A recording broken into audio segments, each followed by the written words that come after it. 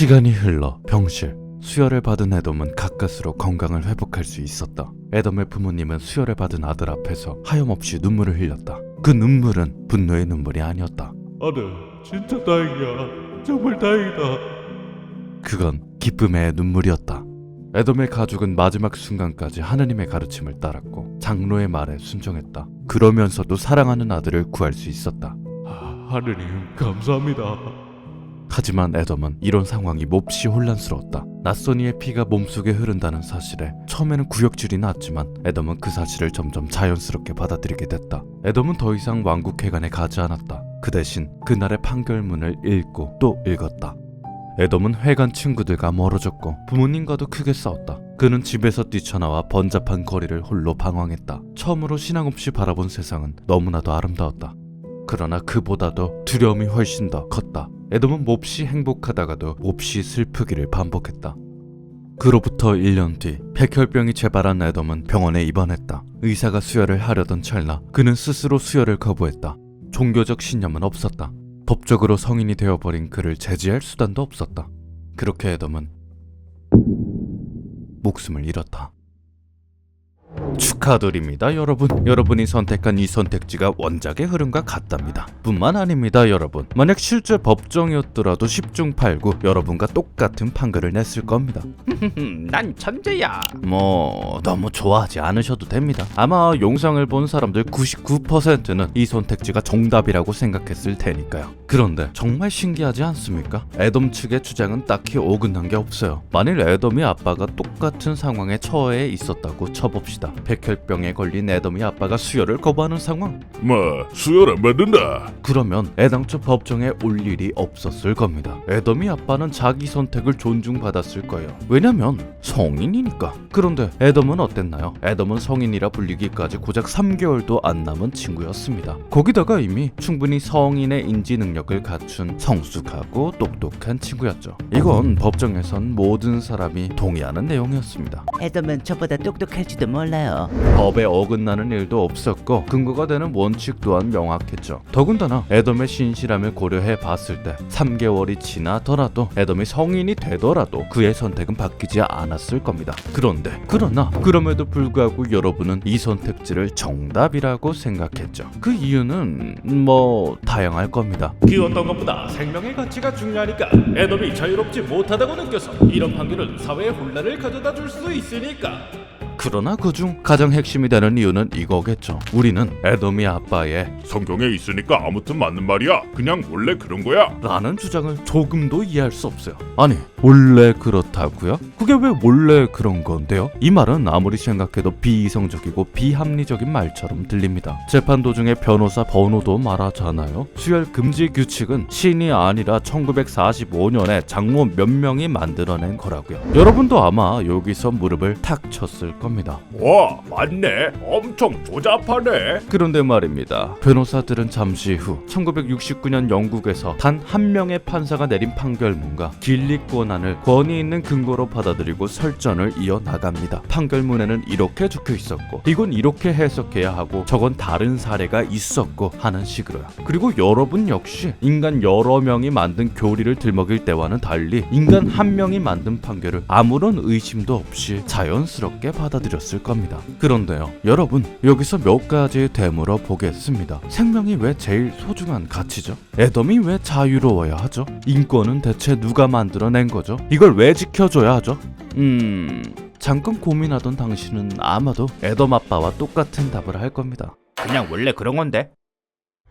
길리 권한뿐만 아닙니다. 세상에 정해진 모든 조항, 모든 규칙, 모든 법들은 인간 몇 명이 만들어낸 거죠. 물론 그렇다고 우리가 법을 안 믿겠다고 말할 순 없습니다. 우리가 법을 안 믿으면 온 세상엔 범죄가 만연할 테니까요. 정말 기능적인 측면만 봐서라도 최소한 공동체에서 쫓겨나고 싶지 않다면 우리 모두는 법을 믿어야 합니다. 그리고 이건 에돔 가족들도 똑같아요. 에돔 가족이 여호와의 증인이 한심한 거였네 라고 생각하는 순간 에돔 가족은 예전처럼 한심하고 불행하고 불안정한 삶으로 돌아갈 겁니다. 뿐만 아니라 공동체에서도 쫓겨나겠죠. 그게 무슨 소리야? 에돔은 여호와의 증인을 믿어서 목숨이 위태로워진 건데. 네, 그 말이 맞습니다. 다른 좋은 기능이 있든지 없든지 간에 적어도 수혈 거부라는 규칙은 여호와의 증인 교리가 만든 치명적인 오류죠. 뭐 적어도 무교인 제가 봤을 때는 엄청 안 좋은 오류가 확실해 보입니다. 그런데 말이죠, 이번엔 반대로 법의 오류도 살펴봅시다. 자, 우리는 종종 아니 꽤 자주 터무니없는 판결을 듣곤 합니다. 최근에는 담당 변호사가 출석을 안 했다는 이유로 학폭이라는 큰 죄가 덮어지기도 했죠. 뿐만 아니라 돈 많은 사람들에게 솜방망이 처벌이 내려지기도 하고 판사 개개인이 자기 편견에 비추어 함부로 판결을 내리는 일도 아주 많죠. 어떤가요? 이런 일들은 법이 만들어낸 오류가 확실합니다. 우리는 그런 기사를 볼 때마다 화가 나고 속상하고 답답하죠. 그런데 말입니다. 설령 그렇다고 한들 여호와의 증인 장로가 나서서 이런 불합리함을 근거로 법으로부터 구해주겠다. 법을 지키지 말라. 그 말해도 되는 걸까요? 글쎄요, 법이 만들어내는 오류는 자체적으로 개선해야 하는 요소긴 하지만 법 자체를 부정한다는 건 또 다른 차원의 이야기 아니겠습니까? 지가 뭐 인생 책임져 줄 거 아니잖아요. 아마 우리는 이 모든 걸 고려해서 여호와의 증인 장로에게 이렇게 말할 겁니다. 네가 뭔데? 그렇습니다. 여호와의 증인 장로는 법을 어기라고 말할 수 없어요. 우리는 그게 당연하다고 생각하죠. 그런데 말입니다. 재밌게도 우리는 여호와의 증인에게 교리를 어기라고 말합니다. 심지어 법이나 상식을 들먹이며 그걸 강제할 수도 있죠. 여러분이 방금 아무렇지도 않게 해낸 것처럼요. 만일 이 이야기가 에돔이 아니라 항일 영웅 유관순님의 사례였다면 어땠을까요? 17살 유관순님을 애국자로서 죽이는가 친일파로서 살리는가에 대한 판결이었다면 여러분은 과연 어떤 선택을 하셨을까요? 이 미친놈아, 그거랑 다르지. 큰일 날 소리하네.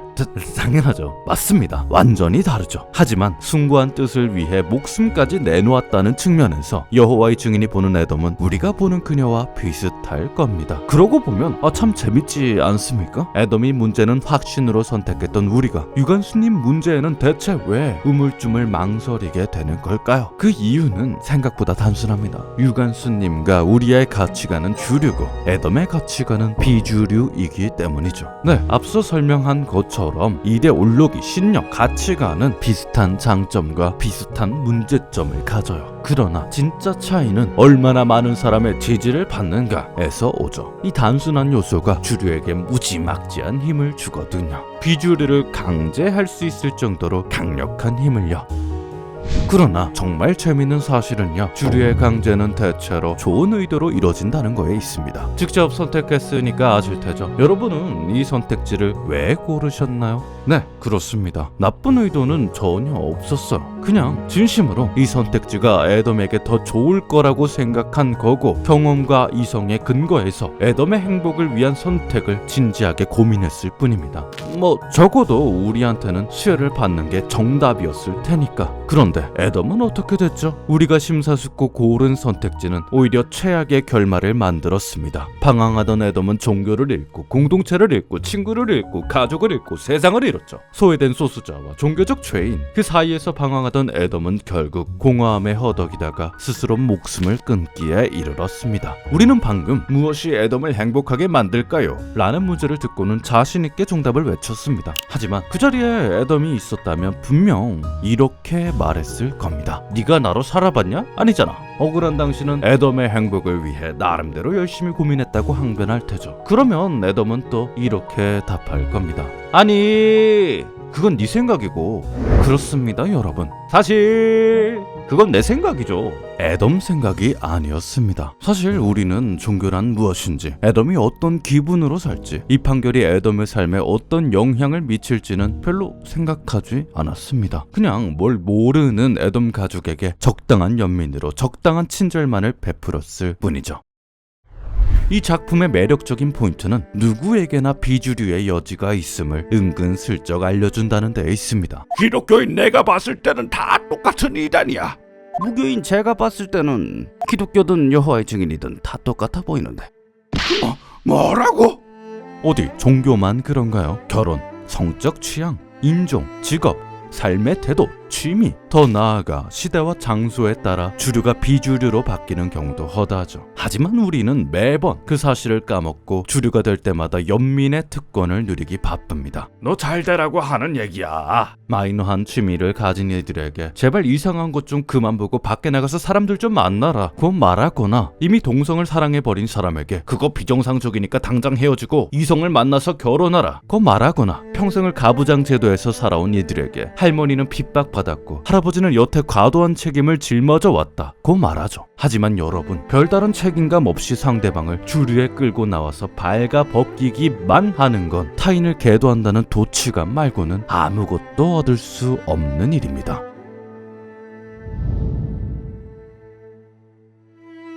편협한 가치관으로 그 사람들을 깔보고 무시하려는 게 아니라면, 진정으로 그 사람들이 행복하기를 바란다면 가장 먼저 이루어져야 할 것은 바로 진심 어린 이해죠.